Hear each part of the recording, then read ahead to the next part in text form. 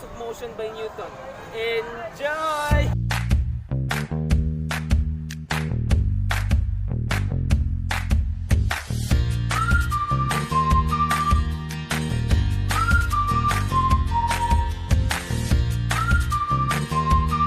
First law states that if a body is at rest or moving at a constant speed in a straight line, it will remain at rest or keep moving in a straight line at a constant speed unless it is acted upon by a force. This postulate is known as the law of inertia.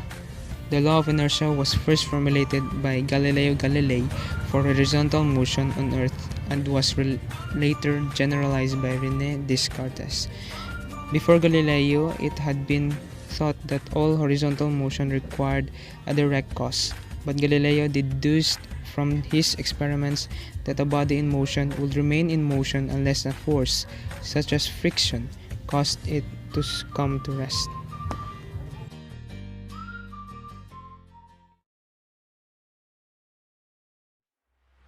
Example: a plastic bottle rolling in a constant speed, and at the end of the line it was stopped or forced to stop by a notebook.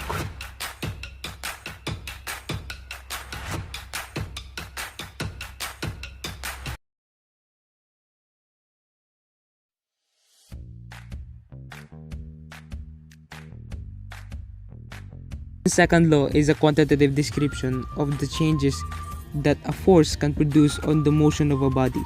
It states that the time rate of change of the momentum of a body is equal in both magnitude and direction to the force imposed on it. The momentum of a body is equal to the product of its mass and its velocity.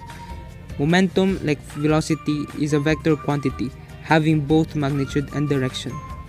A force applied to a body can change the magnitude of the momentum or its direction or both. Newton's second law is one of the most important in all of physics. For a body whose mass is constant, it can be written in the form force equals to mass times acceleration, where force and acceleration are both vector quantities.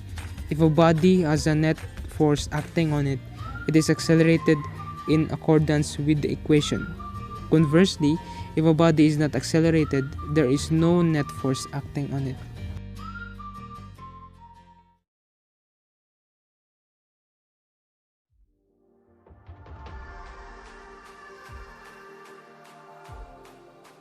For example, a coconut was dropped from a tree.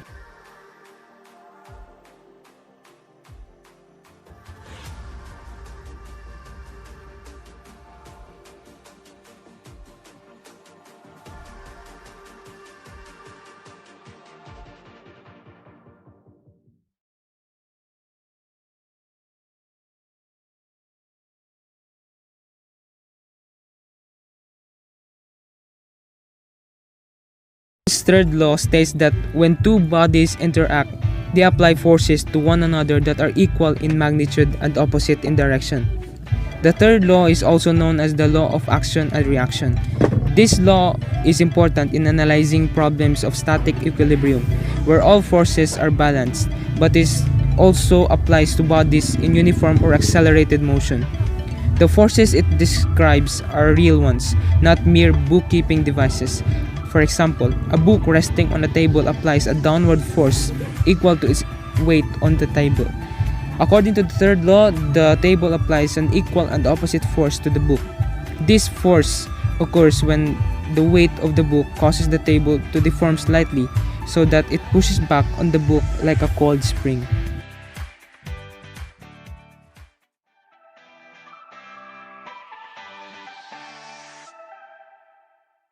For example, when you're playing basketball,